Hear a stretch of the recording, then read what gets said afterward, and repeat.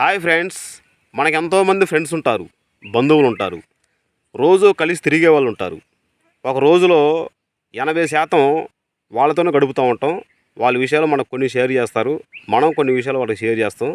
కానీ అన్ని విషయాలు మనకు వాళ్ళు షేర్ చేయరు. అలాంటప్పుడు మనం ఏం చేయాలి చెప్తాను. ఛానల్ సబ్స్క్రైబ్ చేసుకోండి, ఫాలో అవ్వండి, లైక్ చేయండి, షేర్ చేయండి, కామెంట్ చేయండి.